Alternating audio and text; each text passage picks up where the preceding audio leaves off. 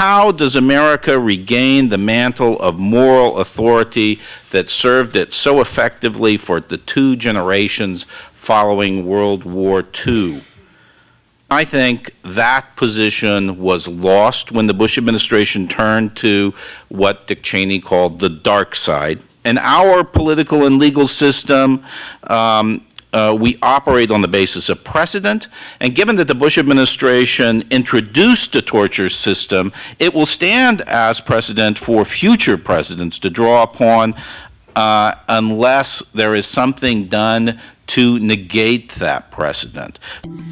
If you torture an individual detainee, you might go to jail. But if you authorize an entire secret torture program, you get off scot-free. America is better than this. Go to moveon.org/investigate and ask Attorney General Holder to appoint an independent special prosecutor to investigate these abuses. MoveOn.org political action is responsible for the content of this advertisement. If death results in the torture of anybody, there's a death penalty, which means there is no statute of limitations, which means that if this president doesn't want to prosecute, and the next president doesn't want to prosecute, and the next president doesn't want to prosecute, but somewhere down the line, as long as these people are alive, they can be prosecuted and brought to justice. We're not really thinking about vengeance or retribution. We're really focused on the future. We're focused on what some president a generation down the line may do, whether he will revive the Bush torture program or potentially even introduce something darker and more ominous. I think that this whole question of accountability is probably one of the most important questions before the country, because it's important for 2 reasons. Accountability is essential, number one, to prevent a recurrence of the law breaking that has clearly occurred during this administration. If there is no accountability, then it can be done again and again and again, and then you don't have law. And number two, it's important because a just society must do justice and must be seen to do justice. On the issue of accountability, obviously, there has to be accountability, and the question is when and how. It took how many years in Chile, but they finally started to bring proceedings against Pinochet. They still haven't been able to uncover in Russia the crimes of Stalin. Ultimately, those things will be uncovered. Ultimately, the truth will come out. The question is, will we have to wait 45 years, 100 years, or will this be now and in a time when it can make a difference in terms of our sense of standing, how the U.S. stands in the world, its ability to recapture the moral high ground, and our view of our own country. Accountability is important for reasons that have already been stated, but let me just give another one, which is that it's required under the Geneva Conventions. Under the Geneva Conventions, we are responsible for bringing to justice those who violated them. Now, of course, Mr. Bush junked the Geneva Conventions for reasons that I will explain a little bit later, but I believe that the President of the United States, when he takes the oath of office, to take care that the laws are faithfully executed and treaties are the law of the land, that the President is responsible for carrying out the Geneva Conventions. So it's not a situation where we can just move on. Okay, and I just want to make one other point, brief point, which as the only prosecutor on this platform, the idea that you need torture to get appropriate information, well, is really something that is not accurate. We handle murders, rapes, robberies every day in New York City and around this country, and we don't beat them, we don't get the information to solve these crimes by beating it out of people. We do it through smart detective work, and we do it through careful investigations, and the idea that we can handle local crimes without torture But crimes, foreign crimes that are committed against us abroad or elsewhere, or crimes of that are crimes of war, can't be solved in the same way. Is just absurd and nonsensical, and you've seen some of the statements of the FBI on that score. I think it's really important for us not to get caught in this trap of the ticking clock, because when you have a serial rapist or a serial murderer, you've got a ticking clock too. It may not be a lot of people, but it's someone else's life, and we manage to deal with that every single day without torturing people in this country. Let me just go on to what our options are. I just want to include, since I wrote a book about impeachment, that impeachment is theoretically, it's theoretically an option, because a person can be impeached after he or she has left office. There is a precedent for that. I think the new president is going to be faced with a lot of pressure. And it's not only pressure internally, but he will be told by his advisors, by many other people, we can't start prosecuting now. You have to be a uniter, not a divider. You campaigned as such. You have to look forward, not behind. You have an agenda. We've got to do health care. We've got to get out of Iraq. We've got to deal with Afghanistan. We've got an economic crisis. You can't have your administration preoccupied, and the press preoccupied with backward-looking questions that will be portrayed by a large part of the press, not to mention by the entire Republican Party, as vindictive retribution. And he may succumb to that advice. I don't know. I hope he doesn't. I will be certainly arguing to the contrary and saying that it's essential that there be prosecutions and that there be, I think we ought to have both, some sort of commission to look into this, to try to establish the record of what happened. It's useful, but it's not enough. It's not enough, because those types of commissions can also engage in cover-ups. They can also cover up some of what happened. There have been ample allegations. There have been ample allegations that the 9/11 Commission, which revealed some interesting stuff, also covered up some stuff, didn't examine certain things, which I won't go into now. You have to have formal process. And people who were tortured, people who were wiretapped improperly, illegally against the FISA laws, must have legal redress, because we're all entitled to legal redress. Normally, if your rights are violated, if the government kidnaps you off the streets of Rome, tortures you in a CIA prison, or sends you to Egypt to be tortured, and then releases you eventually, well, the government could prosecute itself, which is unlikely. If we had the statute I was talking about, you get a special prosecutor. Or you can sue.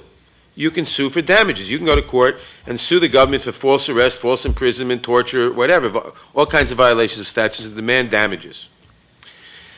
The problem is that under the state secrets doctrine that's been around for 50 years, but has been, like everything else, incredibly abused and turned around by the Bush administration, the government now goes into court and moves to dismiss before any hearing, before any discovery, and says, dismiss the case, Your Honor, because the defending of the case will necessitate the revelation of state secrets which will endanger national security, and take our word for that.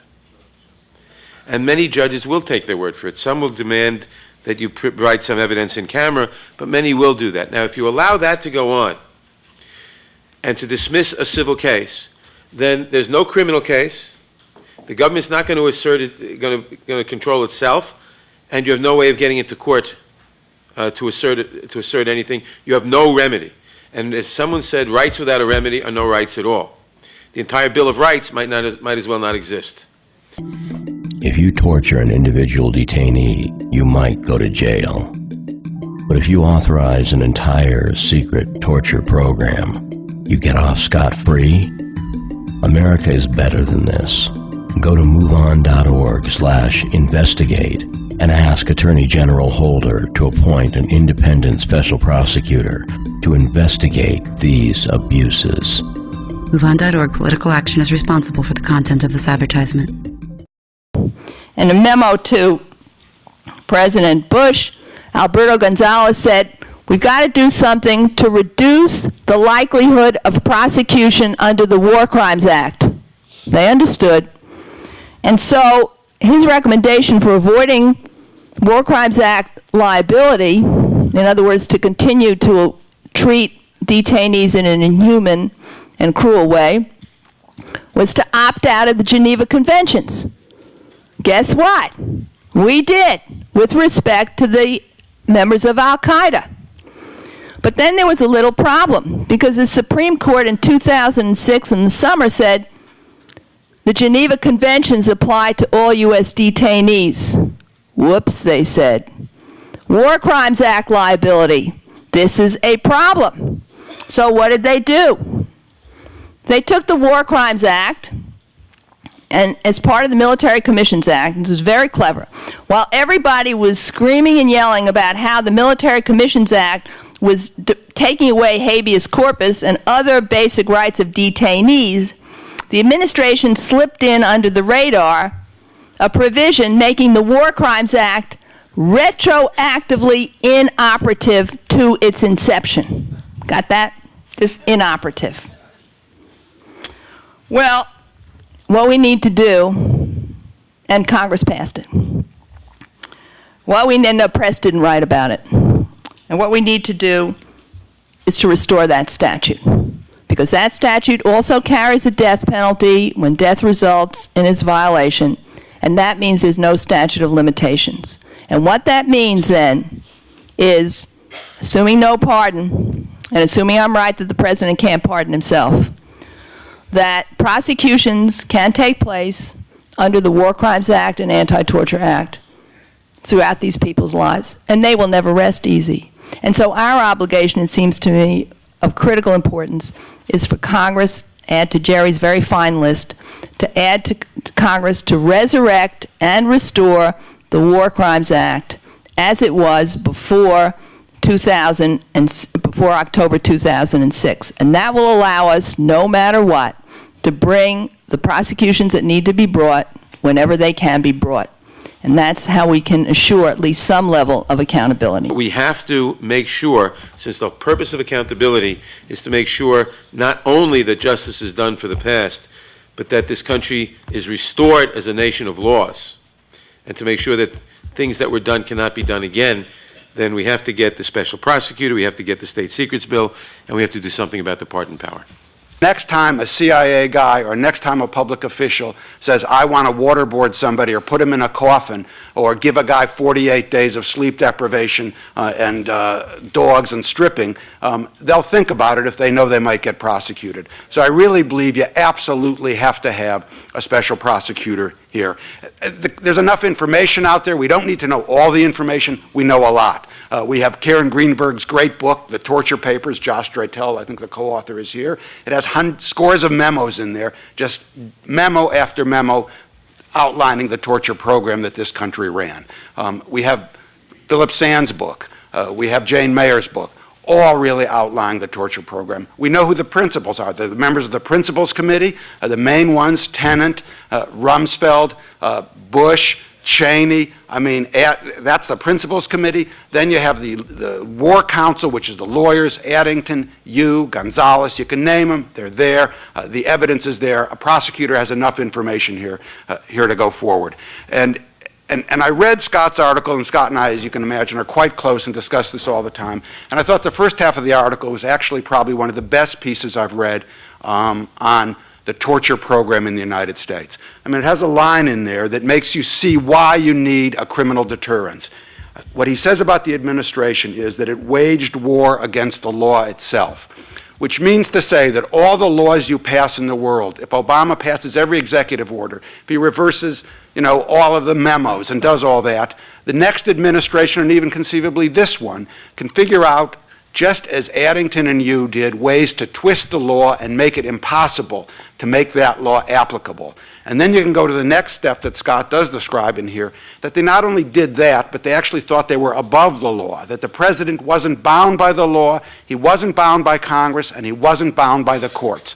Well, all the laws in the world can't stop the next president from saying, I'm not bound in the same way that President Bush was bound. The only thing that can do that, really the only thing, is special prosecutions. In 1948, the United States split from Great Britain and the Soviet Union, and in 1948 held its own Nuremberg trials of German judges and attorneys who were not accused of torturing or murdering anybody, but were accused of writing the legal justifications under which other people tortured and murdered people, and they were convicted by American judges.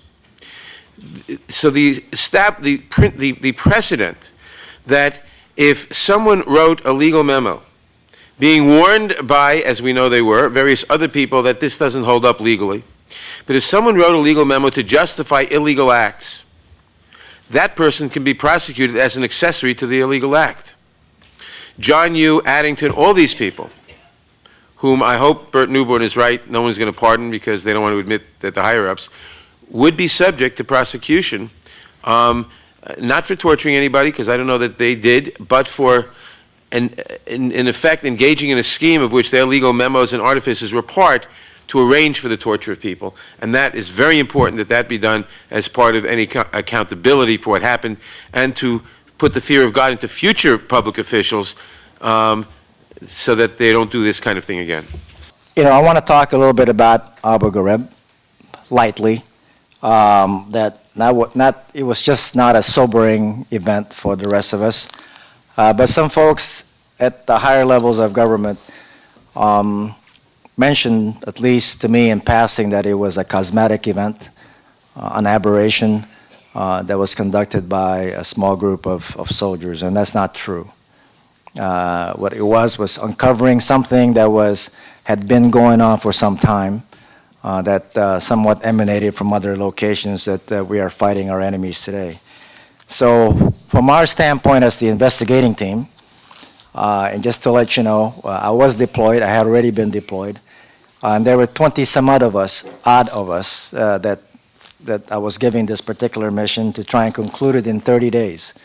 And that's not much time to try and conclude something when you're uncovering just about everything. For those who don't know about the military, we are held to a higher set of standards. Not just the War Crimes Act or whatever the case may be, but we are held to a higher set of standards. And to the point that 2 years later, a policy had been enacted by the Office of the Secretary of Defense that we will comply with the Geneva Convention and all tenets of the law of war, the Uniform Code of Military Justice, and outlawed torture to include waterboarding. And that's a matter of policy today. And most of you know that when this was ongoing with the inaction of policies that were being developed inside the executive branch of the government, that our military legal councils were vehemently opposed to such a revision of the law. Yes, we punish our soldiers because we hold ourselves accountable, but the larger question is, what about those policymakers, those other government agents, and those contractors that have yet to see the courtroom? That becomes rather somewhat counterintuitive, that we think that we go to war and we're held to one set of standards and another set of standards are being applied to those who are not prosecutable. Somehow there's ambiguous set of policies out there, and for some reason unknown, maybe our policymakers intended to have ambiguity in order to confuse our courts in that matter. But I want to tell you about the two sets of rules that exist today. The President passed laws, or at least enacted policies in that regard, and passed an executive policy order in July after what had happened at Abu Ghraib that basically protects his government agents against criminal prosecution. Then on his other hat, as the Commander-in-Chief, he directs and expects the military to comply with international law. I hope I made that perfectly clear, that you got one set of rules for the government agents that protects them from prosecution, but we are held accountable in terms of following the Geneva Convention and international law. You know, we expect a lot more from our Commander-in-Chief to do that. We must have a single, uniform, unambiguous standard in protecting human rights and outlawing torture applicable to both the military and the government agents. This is not a fragile democracy in which there's a military ready to have a coup if we try and prosecute one of them, or at least I hope it's not. When you talk about wanting to not have the Obama administration divert itself, a 3-year truth commission or a 3-year commission of inquiry, that's going to be a diversion. A special prosecutor looking narrowly into the key figures who actually set up the torture program is really what you want to have happen here. It's not the time to be thinking of the compromises that people need to make because the Obama administration is only willing to go to a certain point. That's not our job. Our job is to insist this doesn't happen again, and there's only one way that I know it's not going to happen again, and that's criminal prosecutions.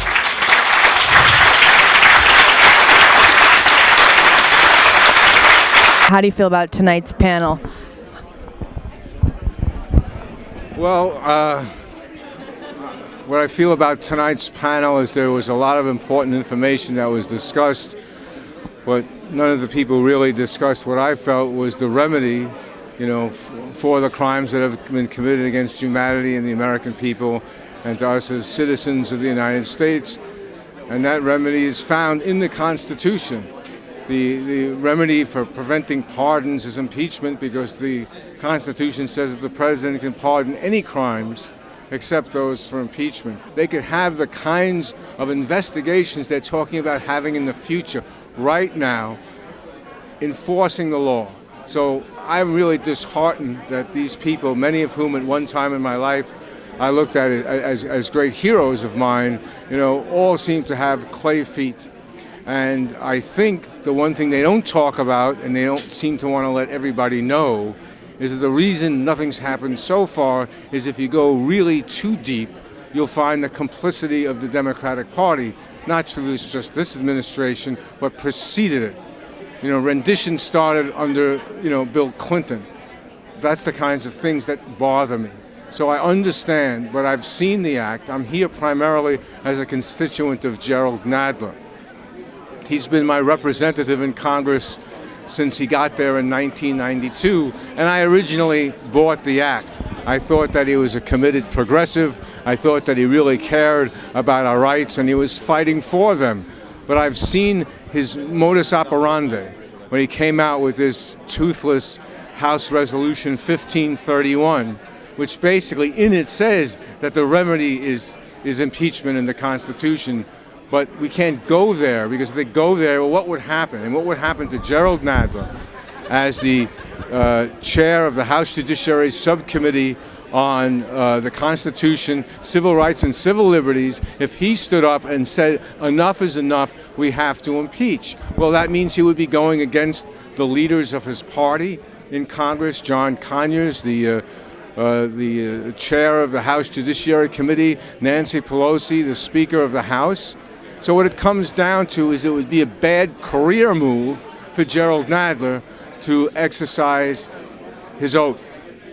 What about the bills that are already on Nadler's committee for impeachment? What has happened to those bills? You mentioned the HRES 1531, but aren't there other ones that are been tabled that are in Nadler's committee right now? Can you mention what those bills are? Do you know what has happened to them? Well, I mean, Kucinich's bills, I don't know if they were tabled to that committee or they're tabled in the House Judiciary. I must admit, I don't know the specifics of that. All I know is there have been many things introduced that have gone nowhere, not because the Bush administration opposes them, not because the Republican Party opposes them, it's because the Democratic Party opposes them. They took impeachment off the table in 2006, which was basically saying to the Bush-Cheney criminal cabal that anything they did, no matter what crimes they committed, they would not be impeached.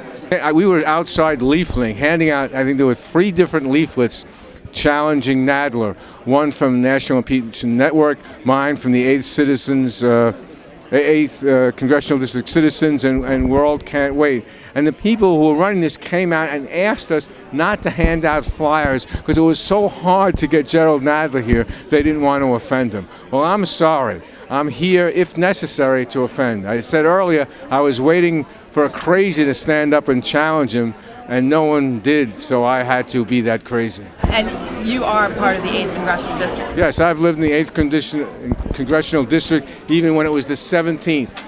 I mean, I was representing Congress before Jerrold Nadler by Ted Weiss, by Bella Abzug, by William Fitzryan. I know what the real deal is. If you torture an individual detainee, you might go to jail. But if you authorize an entire secret torture program, you get off scot-free? America is better than this. Go to moveon.org/investigate and ask Attorney General Holder to appoint an independent special prosecutor to investigate these abuses. MoveOn.org. Political action is responsible for the content of this advertisement. Bay State Atlantic Yards is a deal that is done.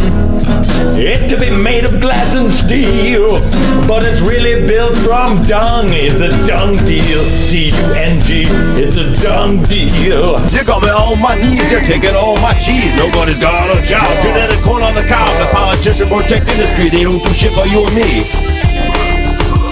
Vietnam-style occupation, take it to the United Nations. What do they do? Nothing anymore. Mutual government, masturbation.